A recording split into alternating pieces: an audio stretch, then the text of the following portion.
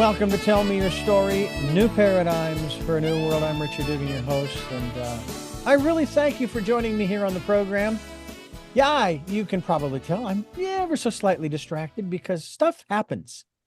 And normally I don't talk about it, but we're going to talk about it because it relates to our conversation. Stuff happens to us as some people have referred to us as biological machines, electromagnetic machines. And that's kind of what we're going to be talking about today in terms of the healing process, which is another subject that we talk about quite regularly here on Tell Me Your Story. But most importantly, what we talk about, of course, is the aspect of what healing is and then how we begin that process. Well, today we're going to talk about the untold secret to my transformation. It's a spiritual, sexual, financially freeing journey, and my guest is the author thereof. Her name is Karen Abrams, and I want to thank you so much for being with us here today, and congratulations on your transformation, obviously. And now you have the book, and you're sharing that with us today. Yes. I really appreciate it. The reason that I bring up the concept or the aspect of the definition of healing, it's twofold. One is in one of the ancient wisdom teachings, it is said, "It is appointed every man once to die, and then the judgment." But then the same ancient wisdom teaching, it talks about the raising from the dead of an individual. Well, was the guy dead or wasn't he? Make up your mind, because you can't have it both ways. Unless there are exceptions to the rule, then there's no rule. Then the second point is that as a Reiki master, I was taught as the conduit of the energy that I'm sending out, I do not have control over what it is for, other than to send it to the individual or the situation and allow that individual or the universe, shall we say, to use that energy in the direction for that situation or that individual's highest good. My wife and I did an absentee healing on my uncle, my father's brother, who had cancer. And following his funeral, my mother told me that following our absentee healing, he got very angry and threw his medications across the room. He got into his wheelchair and rolled across the family's compound to his son's cottage, where he and his son had, I guess, their father-son moments before his passing. And it's like, well, wait a minute. Okay, I don't have any control over healing. And yet that was kind of, sort of, but then I had to reprocess it in my head going, oh, wait a minute. I'm sorry. It's not my decision. It's his. Maybe he was done. So it sort of redefines or requires a redefining of the word healing. Talk to us about that, especially in the context of what we're going to be discussing, the work that you do as a Theta Healer, if you will. Sure. Well, let me just, first of all, let you know what Theta Healing is. So Theta Healing is a simple technique that connects you to your inner wisdom, God's source, whatever that name is for you, and your subconscious mind, so that we can figure out what are those bottom beliefs that are getting in your way. I'm nothing, I'm worthless, nothing ever works out for me. Those sorts of things that kind of ride you in the rails, right? Mm-hmm. And then you can access and change those energetically, and also access your trapped emotions. So this is the things that we've carried for generations, the things that we carry in our lives now from this lifetime, which is anger and bitterness. Trauma is a really big one that makes a mark. You know, Joe Dispenza talks about how a thought sends the signal out, and then the feeling brings the event back. And so in both of those instances, we're sending out signals and we're bringing back events that are happening in our lives based on what we're feeling, what we're thinking. And what you can do also with those emotions is we replace them with unconditional love and understanding and compassion. So what happens is when you change your most damaging beliefs into your most powerful and positive ones, and you can transform these emotions into your most uplifting ones, you're going to feel better and lighter. You're going to start making decisions in support of yourself. Your boundaries are going to get better. You're going to feel more deserving, right? And when all of those things start snowballing in the right direction, opportunities fall in your lap, right? The guy gets the job, he gets the girl, he gets the this, he has the vacation, all of those sorts of things. And I believe, and this is something that I've seen in my own life, is that you have to have energy and action together, right? So the last thing that is so incredible about this work is that those barriers that are keeping you from taking the actions that you need to take, that you know will help you, but for some reason up here that you haven't figured out, you're freaked out and you're resisting it and you can't do it. And you don't know why, because you see people do it all day long, you know it's possible. So those barriers start going down and it's easy for you to reach for what you want and get it. And that's how powerful this work is. And The Untold Secret to My Transformation is a compilation book, and I contributed a chapter about money issues. And so I talked about, I had a lot of struggles with money. And so what I decided to do actually was to go back into my lineage and through my ancestral stories of my great grandparents and my grandparents and my parents and my experiences, you know, with them, how did that shape my relationship with money? And I found places that I was like, oh, wow, yeah, that's the same. Oh, wow, that's different. There were a lot of things that I was actually empowered because I remember hearing stories about how we were poor and how my grandmother was poor and my great grandfather, you know, had money and then he didn't have money. He was kind of an interesting character who is gone for months at a time and doing some sort of thing and then coming back and he has a whole bunch of money, or he comes back and he has no money. And so I heard like lots of those stories and experience. My grandmother, even though in her 30s and 40s with my grandfather, they became very wealthy, she still had frozen food in her freezer that was 10 years old. Wow. Yeah, right. Right. So it's like, I like what we have, but I'm ready for anything. Right. And so there were just certain things about the way that I was raised and the way that money was treated that I just kind of went back and did the research to see. But there was actually a lot of empowering things too that I didn't expect. And that was really exciting too. And that really helped me too. Well, I can attest to that process where you get rid of a bunch of old stuff. A lot of people will talk about clearing out a shed or a closet or what have you. And then I think about it from the internal aspect in terms of the internal aspect of clearing out the stuff, Right. which makes room for opportunities. My wife and I, in this month of June, we of 2024, married on the 30th of June. And at the beginning of June, when I made the decision for a couple of reasons, the moment I made that decision, and for example, we went and we got the marriage license at the courthouse, right? As soon as I did that, again, the universe put things in motion where I got a call. I didn't get a call. On one of our programs, I guess you'd call him the manager of our local maritime museum. And I have known the man since I moved here in 2006. He says, you know, because you have been so kind to me over the years, and I'm thinking, all I did was let you on the air, you know, but okay, go ahead. I want you and your wife to have the fourth floor of the Maritime Museum as a space if you want to use it for any kind of gathering or what have you for your wedding. Oh, wow. And I'm thinking, well, we were looking for a place and so forth. On top of the fact that I was looking for an officiant. Now, my wife and I were looking for an officiant, primarily of the Native American, and in this area, the Chumash or Shumash. And I know someone that is shaman, if you will, or I don't want to call them a medicine man. I don't think they care for that, but be that as it may, to do the ceremony. And then I found another good friend of mine who I would see at the Starbucks with her dogs regularly. Oh, I'm a minister too. If you need a backup, just let me know. And okay. And I mean, it was like, it's just pouring it on. It's like, Okay.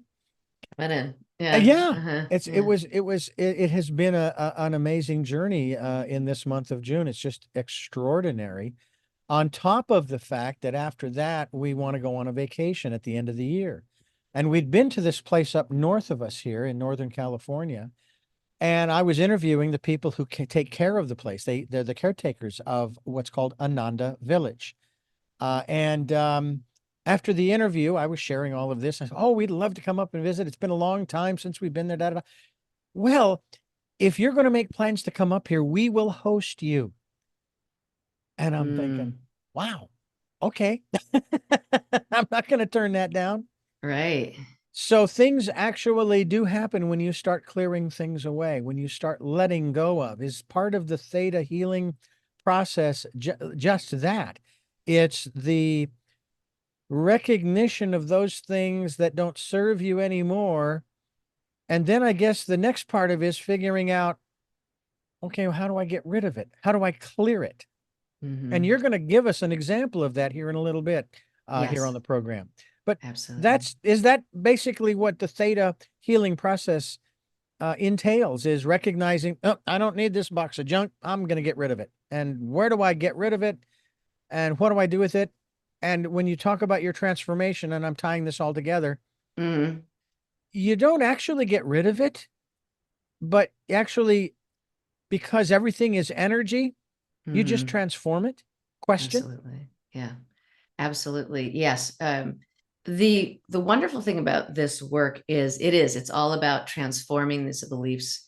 So like I was saying, so when we grow up, like, so from 0 to 7, children are in the theta brainwave all the time, which means that their subconscious is just open, which is Mm. why our childhood is so powerful and still can rule our lives, decades and decades later, because we're still living in it.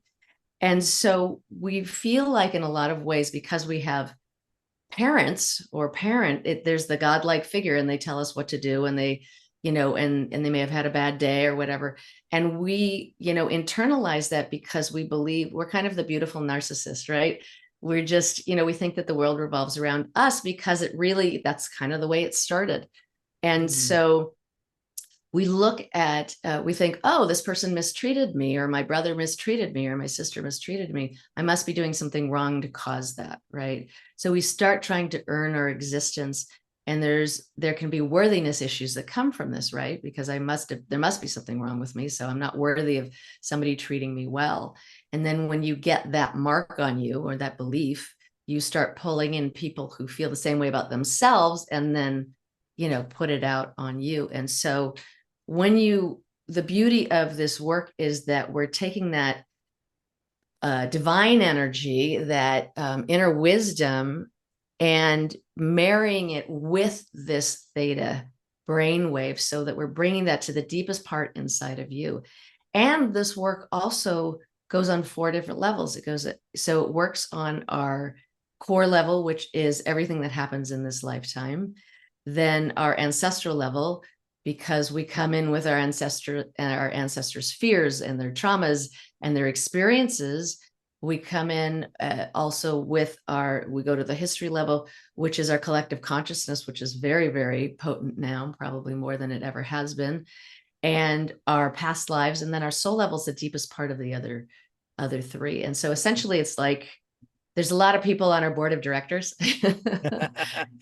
So when you're making decisions, and you might, you stub your toe on how you're going to react, or you see a symbol somewhere and it freaks you out for no reason from this lifetime, um, you go, oh, there's other people on the board who are kind of freaking out. So when you use this work, you can get to all of those places and get the most loving perspective, transform the beliefs, right?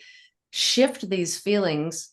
And because they were toxic, all that trauma, all of that bitterness, all of that abandonment, that, when it stays in your body for a long time, it just becomes toxic, and it just pulls in. You start dating the same guy, right?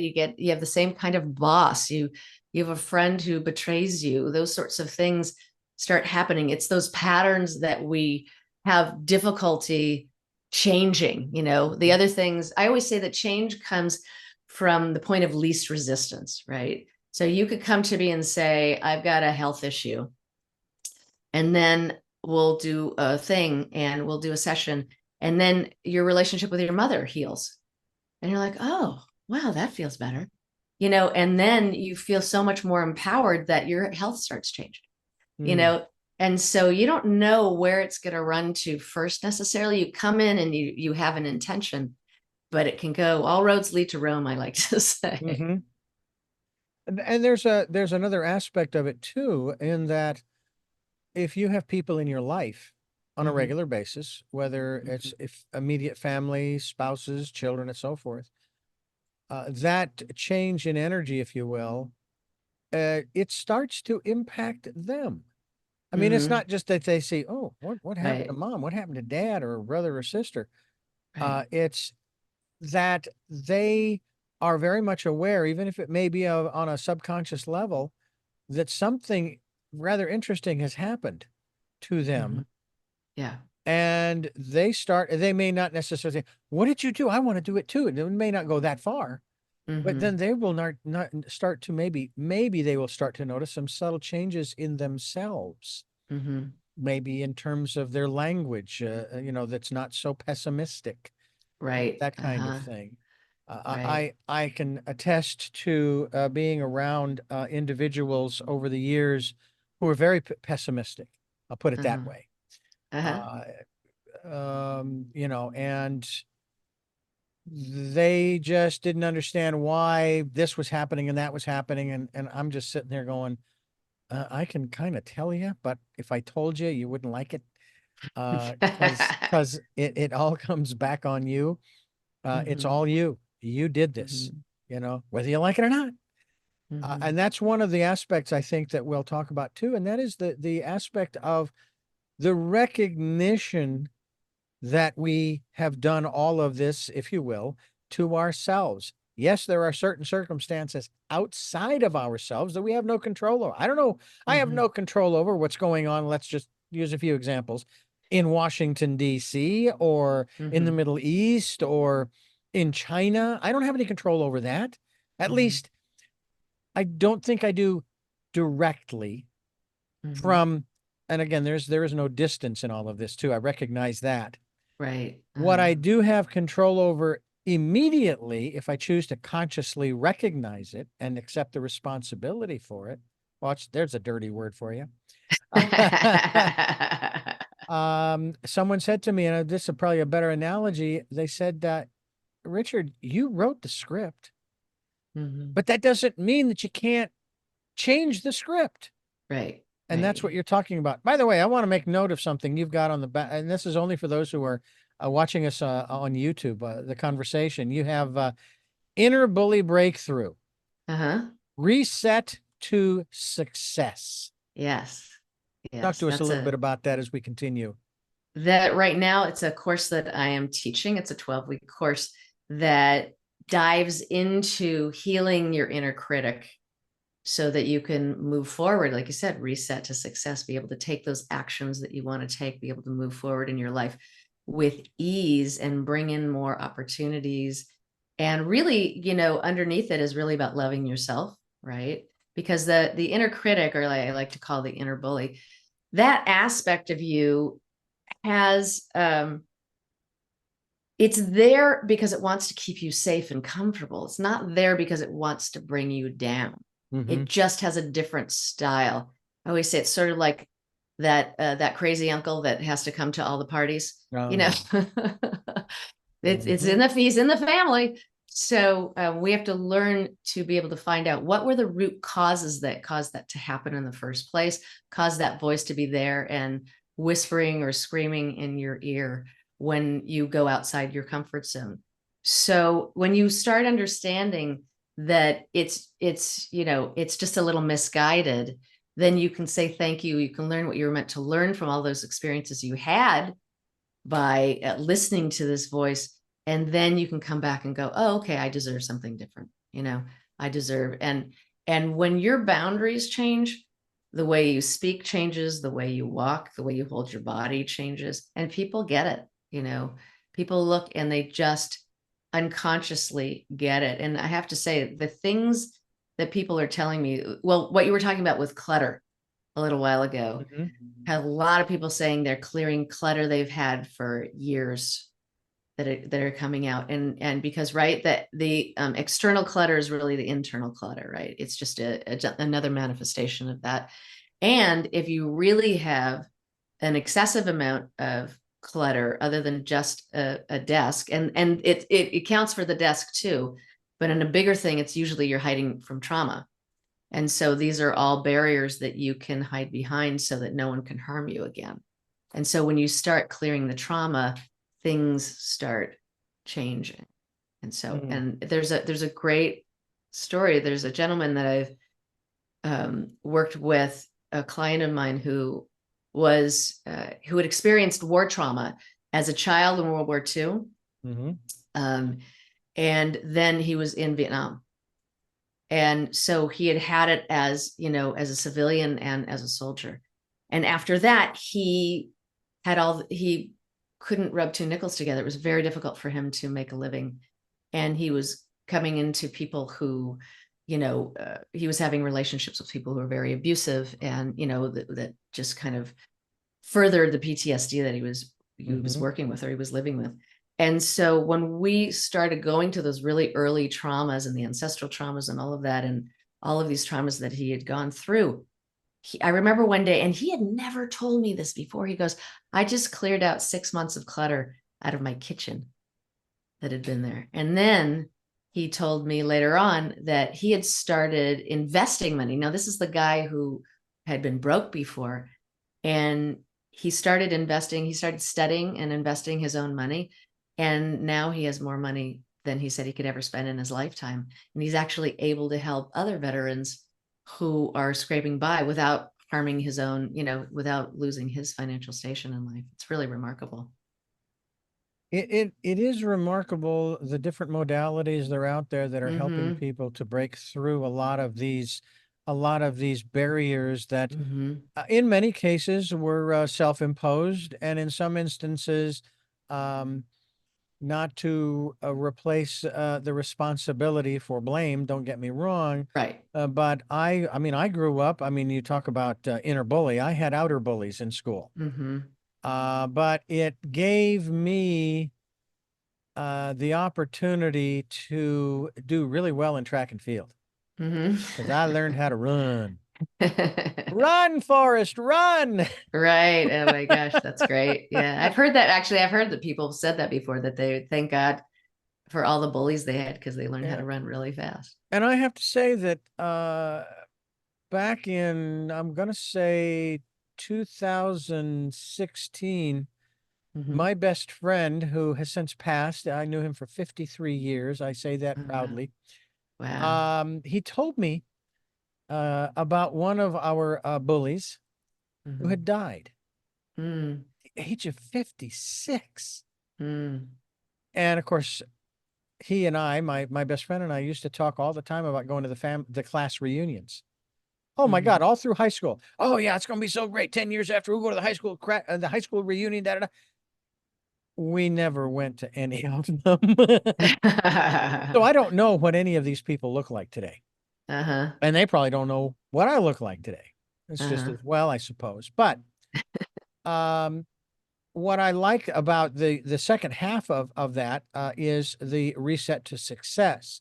Now, Mm-hmm. even though I'm working on obliterating and eliminating the words failure and success and Mm-hmm. replacing them with life lessons, Mm-hmm. if you will, Mm-hmm. I understand what that means. I get Right. that. Yeah. So I'm just really intrigued by that aspect of reset to success. Talk to us a little bit about uh, uh,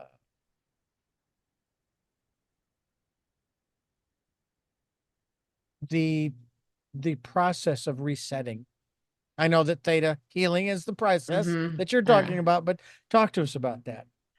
So first of all, when I talk about success, I am talking about a fulfilling life, a fulfilled life. So that means your relationships are rich, your health, you are healthy and well, you are doing things that make yourself happy, and you are social, and you are having positive adventures in your life, and you have financial success too. So I think that the way we grew up, and I'm sure we're pretty close in age. Remember Lifestyles of the Rich and Famous when that came out? Oh, And that, yes, Richard Leach, yes, Lifestyles of the Rich and Famous. right, Robin Leach. He was quite. And look, it was the sign of the times, right? Yeah. And it was very much, I'm shoving this in your face. Isn't this fascinating? Yeah. And we were fascinated. We ate it up. And Yeah. it's not that it totally redefined success, because I think success had been that way for a long time. Mm-hmm. It's just that I think a lot of what's happening now is that people are realizing in this, second chapter in our lives, that what they really want is to make themselves happy. And that I know that I work with a lot of people, and I will take a gander that you're quite a giver, that you are somebody who gives a lot and has had to learn to receive. And how's that? Yeah, Yeah. I think I would agree with that. Uh-huh. Although I'm starting to make the Right. adjustment to balance it better because, and Yes. I say this all the time, and yet it's like, okay, shut up and listen to yourself. Uh-huh. Without a giver, there can be no receiver, and vice versa. Right. Exactly. You've got to, that you have, it's a law of reciprocation, right? You've got to Mm-hmm. give and you've got to receive, or else if you only do one of them, you're not getting all of it. Yeah. That is a transformation. That is getting to this space of feeling like you're really worth it. And it's worth it to allow other people to come in and help you out. Whether that's just, hey, I brought lunch today, or hey, why don't I wanted to take you out to dinner, or let's go take a walk, or whatever that is, being able to receive that. We were trained. You remember hearing she was such a saint. She loved everyone else but herself, right? Yeah. We deified people who gave until they crashed and crumbled. And we Yeah. thought, oh, if she just knew how great she was. And we smiled the whole time. And it's like, no, no, no. She needs to know how great she is, because she's not getting that she's making a difference. She's just earning her existence, all the time, Yeah. because she doesn't feel worthy of that. And even though she's doing good in the world, and that's absolutely fabulous, if she could even receive how good she was doing, she would feel better every single day and wake up jumping out of bed. And so that reset is really taking those voices, like you said, that are telling you that you're not enough. Really, at the bottom, it's I'm not enough, right? Mhm.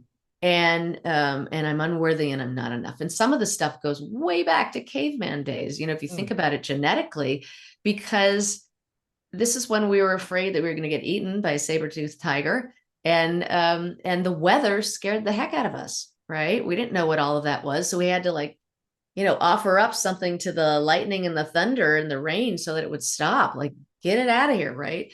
We had to expect that the other shoe was going to drop, because we had to prepare for that just to survive. And then you've got that survival mentality, right? And that one is very, very strong.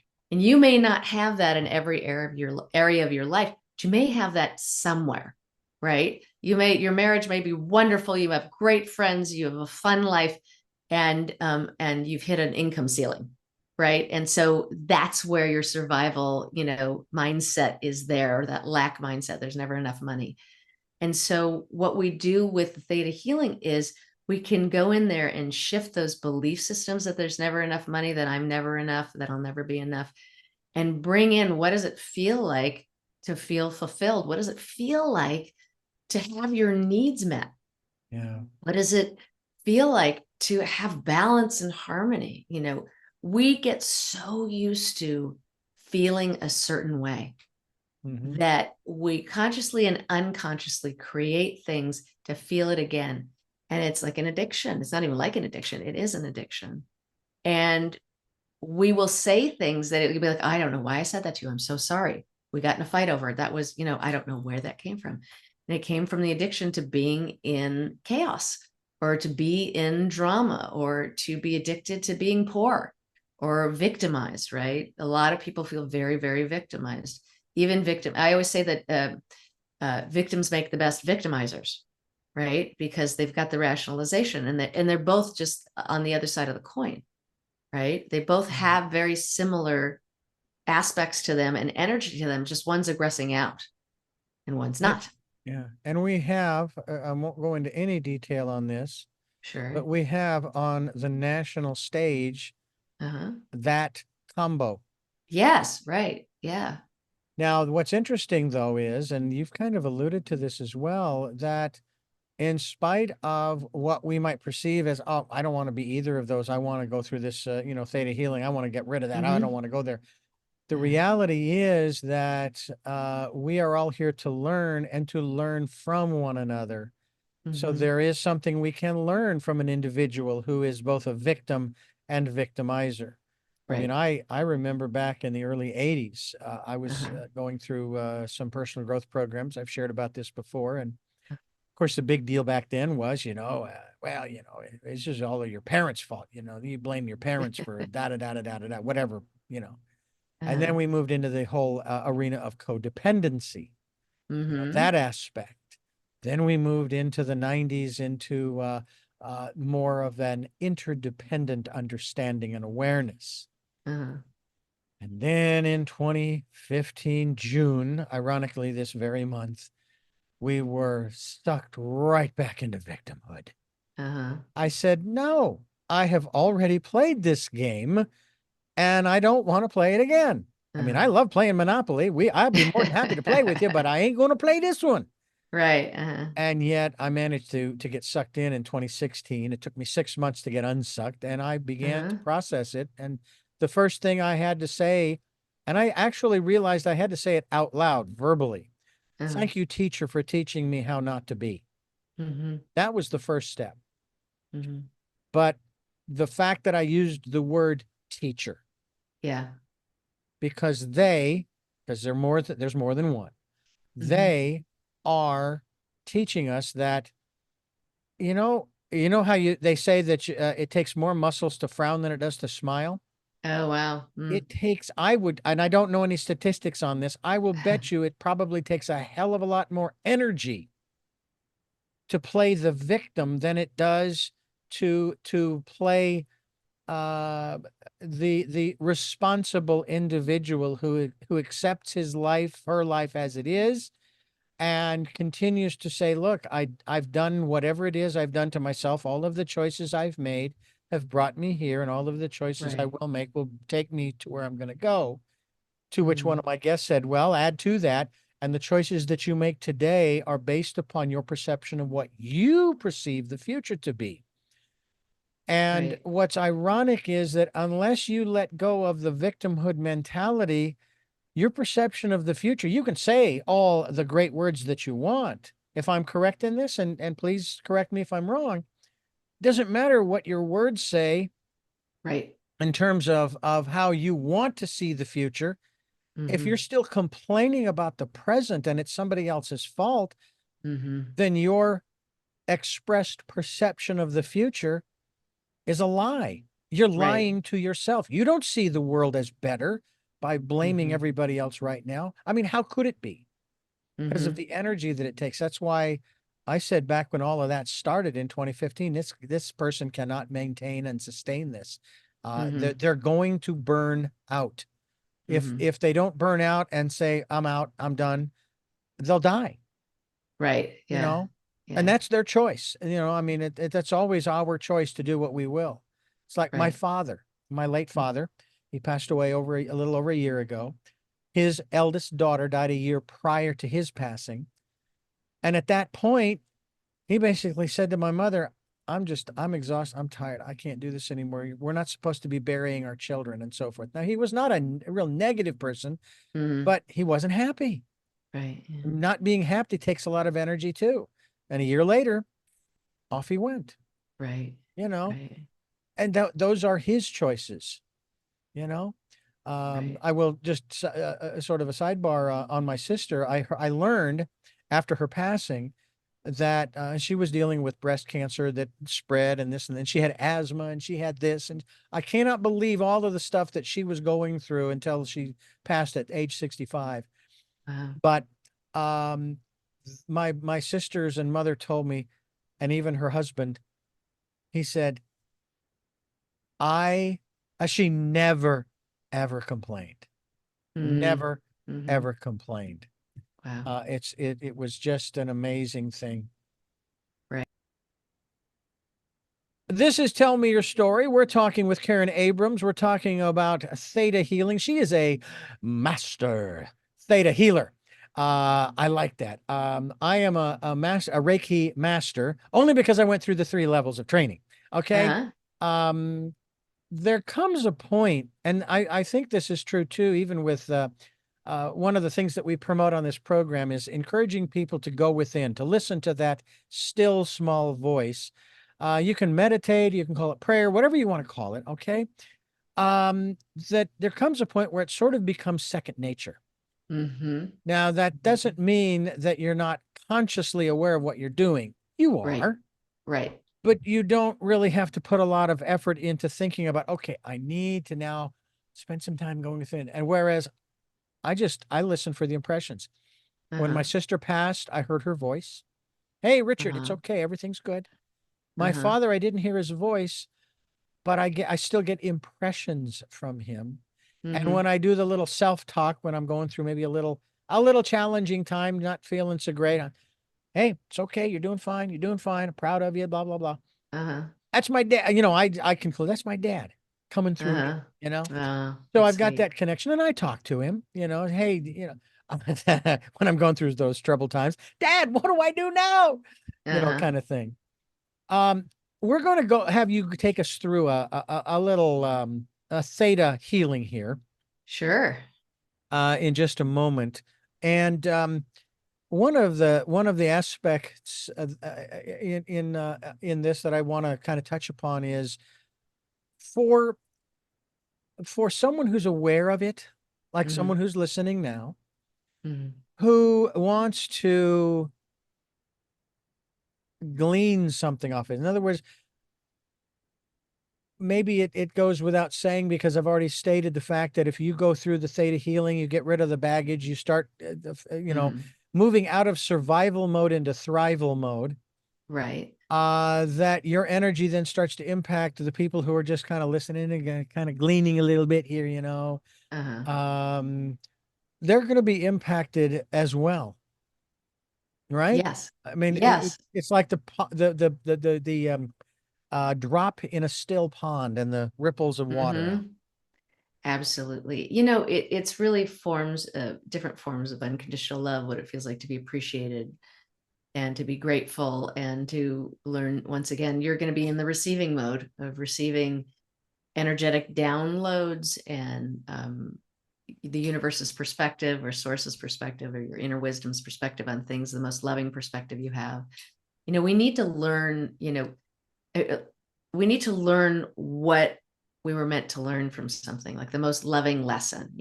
We've all learned lessons from things that have happened to us. We've all survived things that were very difficult to survive: sudden death, the death of loved ones, maybe ending of a career and creating another one.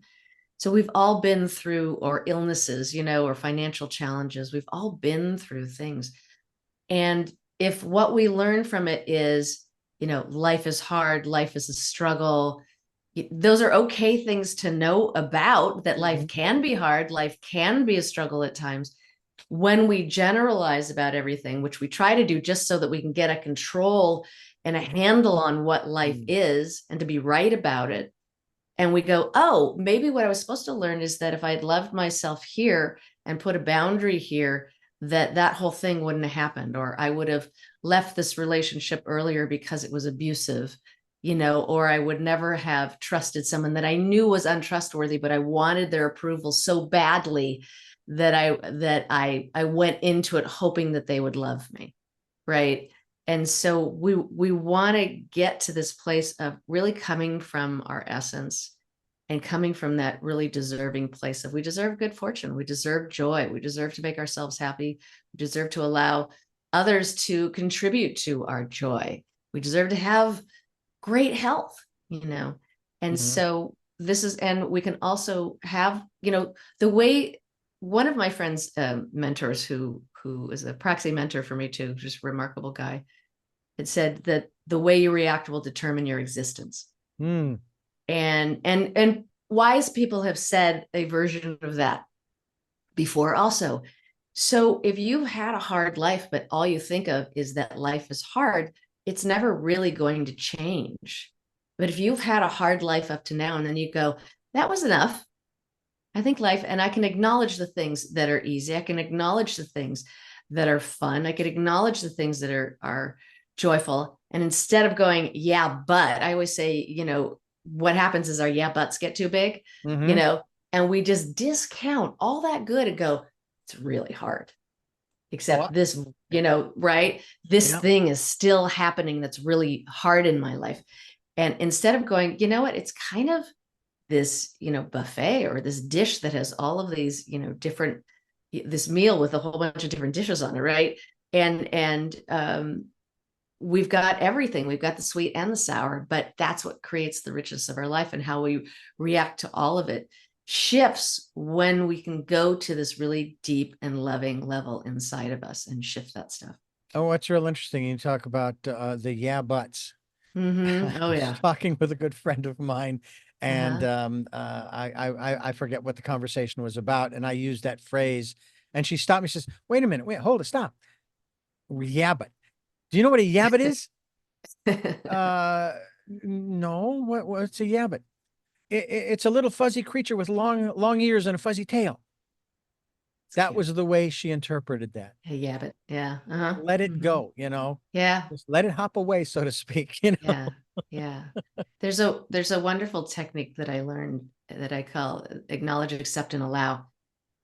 When you are feeling an emotion that you feel embarrassed by, right? I'm jealous, right? We've all been jealous before, and I'm sure we will all get jealous another time in a moment in our life again, right? Or we're blaming somebody or something like that, or we want to kill somebody, right?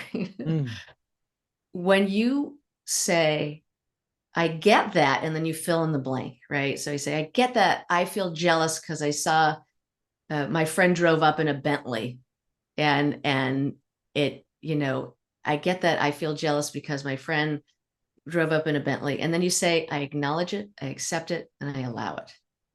And what it does is it takes the judgment out of your feelings and it sets you free. Not everybody on this call or from this interview are going to go, let me run out and learn Theta Healing so that I can do this. Or even let me, I want to have a Theta Healing session, but am I going to have one again? I'm not sure. I mean, I'd like to, but this is something that everybody can do themselves. I acknowledge, I accept, and allow. I get that, whatever that embarrassing, so to speak, emotion is, and then I acknowledge it, I accept it, and I allow it. So I use it all the time and it shifts my energy in a second. And I love it because it's just allowing it to get out of the corner and just free yourself up. And Theta does that on an even deeper level than that. And so that's why it's so much fun. Look, I thank God every day I have it because it did wonders for me. I was in 6 years. I had anxiety for 6 years, which meant that every single day I woke up and it felt like a terrified cat jumped on my chest with nails out. Oh. And I just woke up startled and my body shook all day long. And when I took a beginning Theta Healing course from Vianna Steibel, who's the founder of Theta Healing, I came home from this class and I could breathe easier and I didn't know what it was. And I remember I felt like I had all this space in front of me and I was going through my apartment like this, like I was doing the breaststroke. I'm like, why is there all this? This is amazing. And I had this for 6 years, this anxiety. I didn't even go into this class with an intention to heal it. I'd already been working with my therapist for a year and a half. We had gotten it down from an 11, which was really remarkable, to a 3, just from just doing that work. And I still was waking up startled and shook all day long. Hmm. And I'm telling you, I trembled. If I reached out for something, you could see that I was trembling. Wow. And in that moment of that breath, and in that moment of swimming around my living room, I went, oh my gosh, my anxiety is gone. It was the first time in 6 years that my body was out of fight or flight Yeah. without coming back. Because if you've ever had anxiety before, you can have that moment of calmness, right? And you're like, ooh, then, and it goes tink, and it goes back in because your body is so used to it, and your nervous system is so used to it that everything's bass backwards, right? Mhm. So normal and what's regular and what's right is actually what's wrong. And so what this was able to do is to get to all of these things underneath, all this compressed emotion that I like to call it, and set it free in 3 days. And 3 weeks later, some of it started to come back. Some of those symptoms started to come back, but they were so much lighter. It was just like a little bit of, and I'm like, oh, that's interesting. And just by then I had signed up for practice classes and more advanced classes with Vienna, and that I just chipped it away until at some point in time, I didn't notice it anymore. And it just became, something else was on the list to deal with.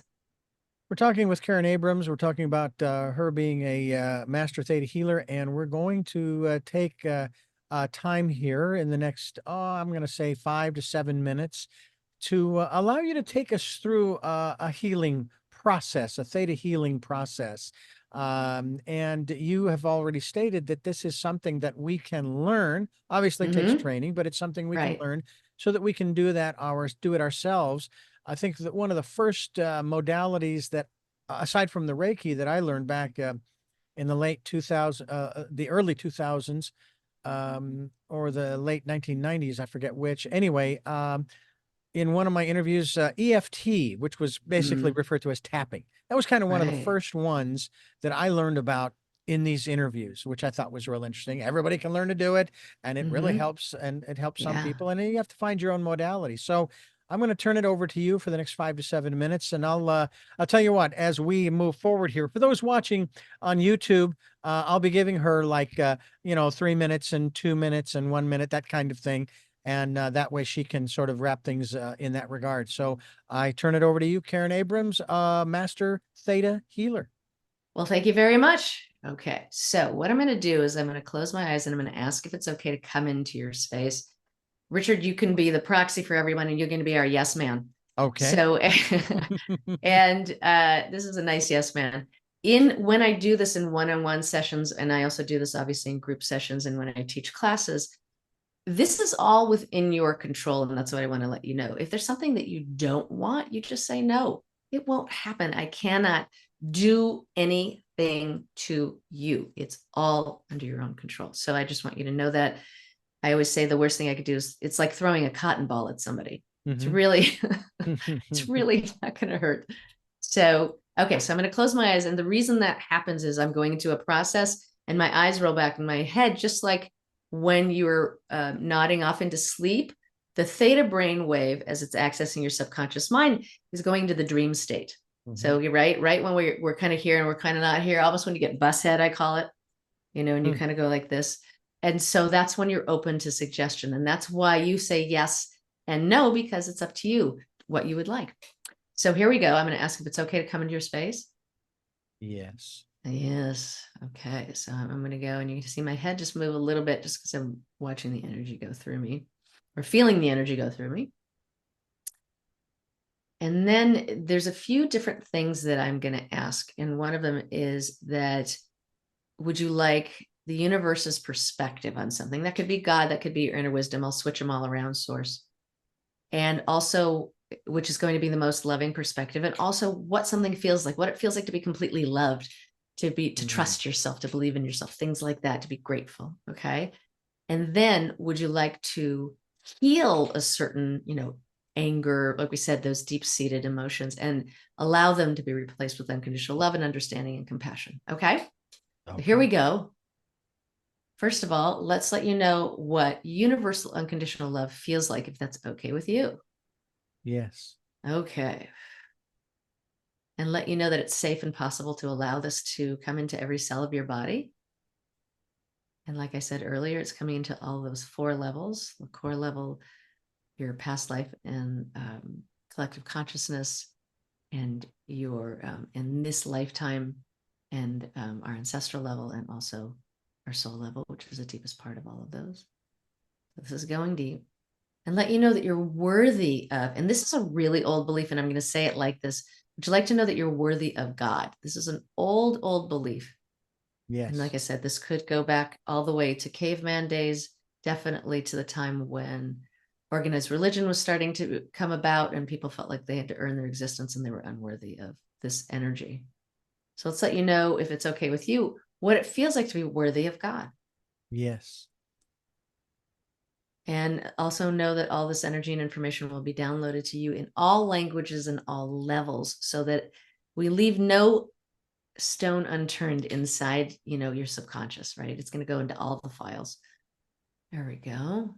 Would you like to know what it feels like to feel completely loved from God's perspective? Yes. All right. I know that's safe and possible to do so. And I'm going to bop around here a little bit. There's a belief in here, and this is from your inner child, that if I allow somebody to love me, they're going to hurt me or they may destroy me. So is it all right if the universe gives you the most loving perspective on that? Yes. So that you can change that belief. So we can acknowledge that, yeah, you felt like that because that may have been your experience in those moments. And we're changing it so that you can attract something different into your life now, even though it goes back into your past. Okay. It just makes it a richer experience. And would you like to know what joy feels like, what God's joy feels like? Yes. There we go. And what it feels like that you're worthy of receiving God's joy, and how to and what it feels like to receive it. Is that okay?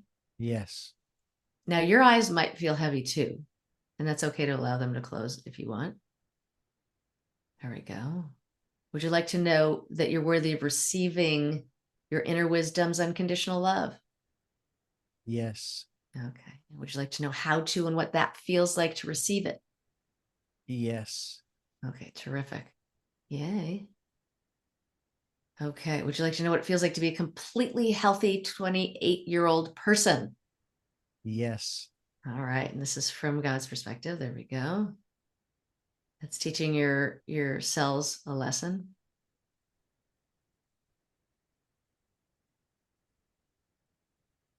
Now it's either, I think is it your body? It's one of these two things, I'm pretty sure. It's that all the cells in your body are replaced every 3 days or every 7 days, something like that. And so we're replacing them with completely healthy cells. And cells talk to cells. So that's why we want to do this. That's why we are doing this. Okay. Would you like to know what it feels like to be safe in your body and safe in the world from your inner wisdom's perspective? Yes. Okay. Ooh, that's a good one. Would you like to know that it's safe for you to move forward and know what God's perspective and understanding of moving forward is, which is bringing more joy into your life? Yes. Okay, good. I'll let you know what that feels like. Would you like to know what it feels like to be financially secure? Yes. Yes, and yay. And know that it's safe to know what this feels like, so that you can lean into that feeling and contribute to that feeling and make decisions in support of that feeling to perpetuate it. Mm-hmm. Would you like to know what it feels like to acknowledge your wins, big and small? Yes. There we go. And that could be getting a parking spot, having a cat lean against your leg, having a baby look at you and go, ooh, who's that? It could be coming into a windfall or a new opportunity. Would you like to know what it feels like to receive positive opportunities into your life? That you're worthy of this and it's safe to receive them? There's a yes there. Or would you like to Yes. know what it feels like to be proud of yourself? Yes. from your inner wisdom's perspective, and to have confidence in yourself from your inner wisdom's perspective. Yes. All right. And to lean into and bring in the things that make you happy. To remember, some of us have forgotten how to have fun. So is it okay if you remember how to and what it feels like to have fun again? Yes. And even if you remember what used to be fun for you, that can lead you to what is fun now. There we go. And renew your social interactions and heal the isolation that you felt. And this is all levels of lifetime. So there's isolation from the ancestors, from past lives, from our own life. There we go. And also, it was really interesting, and that's part of like we're the COVID generation, right? And even though we're on the older side of the COVID generation, and the little ones had a pretty profound, we also had one because we were feeling disconnected from people, right? And some people stayed there and stayed afraid.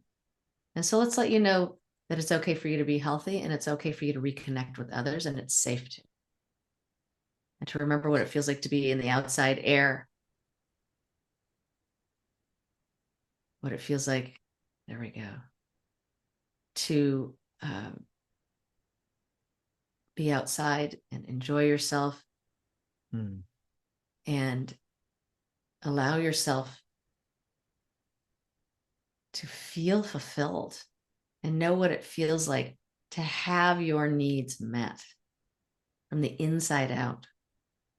Once again, so you can lean into that feeling and perpetuate that feeling and what it feels like to live without worry. There we go. And what it feels like to live without complaining.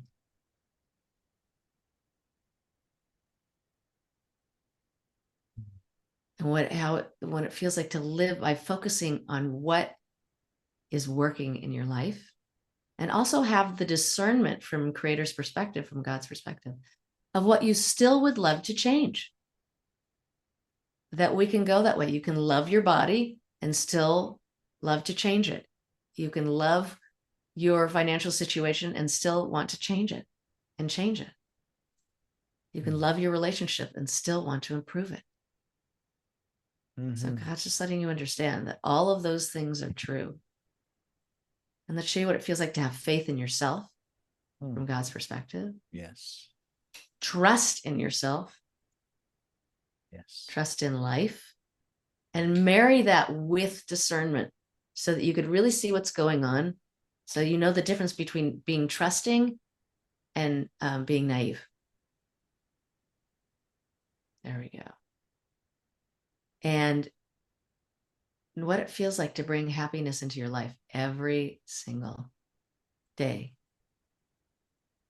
And know that the difference between responsibility and blame, and know that it's safe to take 100% responsibility of your life, because that just gives the control back to you. Like we said, you can lean into all of this hope and all of this gratitude, which is coming to you now for your existence and your contribution, and receiving all the love and all the support that is here for you, and show you how to and what it feels like to receive it, and that you're deserving of receiving it, and that you're receiving it now. I liked all of those aspects that you brought up, which actually caused me to go back into my childhood memories, especially the part about having fun. And we definitely do tend to forget. Yes. Because I use this example a lot. There was a public service announcement many years ago that I saw. This young boy was out in the backyard, playing with his Tonka toys, his trucks and everything in the dirt. And it shifts to an adult male who's got some blueprints in his hand and a hard hat and everything. And he's looking around and he's pointing and so on and so forth. And he's obviously working on a construction site. And then a little girl, she's playing with her dolls and sort of administering medical attention. And the next thing you see is an adult woman and she's there in the ER administering medical attention to the person there on the gurney, what have you. Mhm. And we forget about those elements, those aspects, the phrase, what do you want to be when you grow up, Mhm. Mhm. And for me, it was playing with a lot of I shouldn't say appliances, but audio equipment, a record player and microphones and a radio and a Mhm. cassette tape machine or reel to reel and those kinds of things that my father repaired, those kinds of things. And Mhm. I just started playing around with that stuff. And I never really put too much thought into it, especially going through high school. It wasn't until I got out of high school and I went to college and my student advisor told me about this radio station that was starting. Now, I was already working in the audiovisual department of the college. I Mhm. would distribute film projectors and overhead projectors and TVs with VCRs back when they were the heyday, and so forth and so on. All of those kinds of things for the teachers to be able to educate the students they were seeing. And I thought this is kind of cool. I can set all this kind of stuff up. And the next thing you know, I'm working for a radio station, and of course, the rest is history. So I consider myself one who has been in the right place at the right time, if you Mhm. will. And at the time, unconsciously following that childhood experience, if you will, as an adult. Right. And I've done other things. Don't get me wrong. Yeah. I've worked in a warehouse and I worked for a multi-level marketing company on the inside, Uh-huh. producing Uh-huh. their product. But it wasn't one of those things where, yeah, this is what I wanted to be when I grow up. Right. Um, I always say that there's only one other job I would ever go back to if Uh-huh. it were still available. It is not. And I did it for 5 years, eighth grade through senior year in high school. I was a paper boy. I loved it because I was Uh-huh. outside. I was Uh-huh. bicycling, getting exercise. I was meeting new people. Uh-huh. My hours were pretty much my own. I mean, yeah, if it was the morning paper, Uh-huh. you had to get it there in the morning. Mhm. And it's like, oh, that was so much fun. So Mhm. much fun. Um, but then this is just as much fun talking with you. Karen Abrams, she is a Master Theta Healer. And there's still a lot more that we can talk about here on the program. And I thank you for taking us through that session. We hope that people will go to thinktheta.com. That's the website where you can find out more about what Theta Healing is and about Karen Abrams. Uh, I don't know that I should say necessarily that I feel bad that your name is Karen, because that now carries with it oh, you should have seen the Karen at the grocery store. She just went off on the cashier. Right. And we've Yeah. seen some of the videos. You're not that way, ladies and gents. She's not that way. She's a nice Karen. She's a lovely Karen, and she is here to help you out. If you'd like to find out more about the work that she does, please go to Think Theta. We will be linked to your website as well. I do Great. have three final questions that I do want to ask you that I ask all of my guests at the end of every program. Before I do, I want to thank you for listening to and watching Tell Me Your Story, New Paradigms for a New World, where we're giving you choices and knowledge of those choices to help make your dreams come true. We are here on Sundays at 7 a.m. and 7 p.m., Monday mornings at 1 a.m., streaming live at AM1290KZSB.com. And Richard Dugan by Stitcher Player FM. Blueberry, iHeartRadio, Amazon Music, and many other locations, too numerous to mention at this particular point. We're on YouTube also, where you can watch these interviews. We hope that you will subscribe, as well as click notification so that when a new conversation is uploaded, you'll be notified and you'll be able to tune in. Just as a reminder that we are here Monday through Friday from 8 a.m. to 9 a.m. following the news. Sundays from 7 a.m. and 7 p.m. and at 7 a.m. and 7 p.m., as well as 1 a.m. Monday morning, and 9 a.m. is our special edition of Tell Me Your Story, as I said, streaming live at richarddugan.com. We ask that if you can support the work that we're doing financially, we would be gratefully appreciative. Thank you so much to those who have helped. Thank you, thank you, thank you, and those two who will help. PayPal is where we direct you. And when you go there and they ask you to whom are you sending, Richard@richarddugan.com is the email address. That's Richard@richarddugan.com. And please take time during this decade of perfect vision, the 2020s, to spend some time in that quiet, peaceful, calm, still place, listening to that still small voice. And with all of that, I want to go to our guest, our very special guest, and ask of those three questions. Number one, who is Karen Abrams? Who is me? Who is me? You. Wow. I'm loving, I am compassionate, I am present, I am fun and funny, and I'm here to be of service to others, and am learning every day to be of even better service to myself. What gets you up in the morning? Well, my kid, she has to get to school, so we have to get up really early. What gets me up is to be able to do the work that I do. I feel very grateful that I get to create a space for people to heal their lives and have more fulfilling lives. And I get to do that every day. And that to me is remarkable. And I get to wake up and, wear jeans and a t-shirt for most of it. That makes me happy. And I get to put my guitar in the living room, and anytime I want to go out, I can go play it. And I live in a beautiful neighborhood, and I get to take on gorgeous walks every day. And so I feel there's a lot to feel grateful for. I have a wonderful, amazing family and a great marriage. So I'm very, very happy about all those things, and wonderful friends. And finally, what was your best day? My best day. That is a good question. Well, it's going to be funny. I've had a lot of best days. So there's the first one that came to my head was when my daughter was born. And I had 2 days of labor.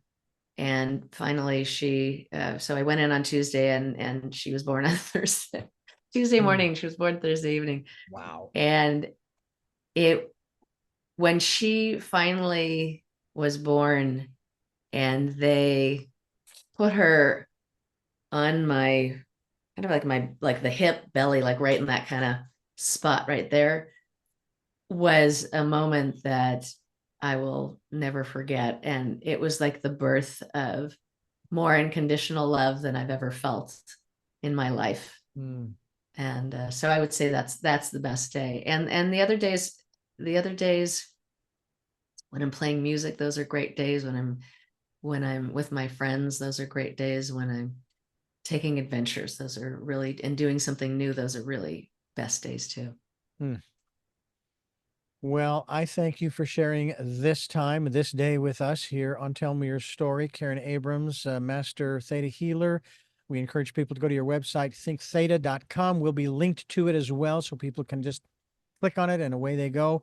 And we hope to have you back again to continue this conversation. I think there's still a lot more that we can dive into.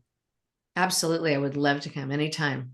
It's been an honor. Thank you so much. And thank you for listening to and watching Tell Me Your Story. New paradigms for a new world, where we are giving you choices and knowledge of those choices to help make your dreams come true.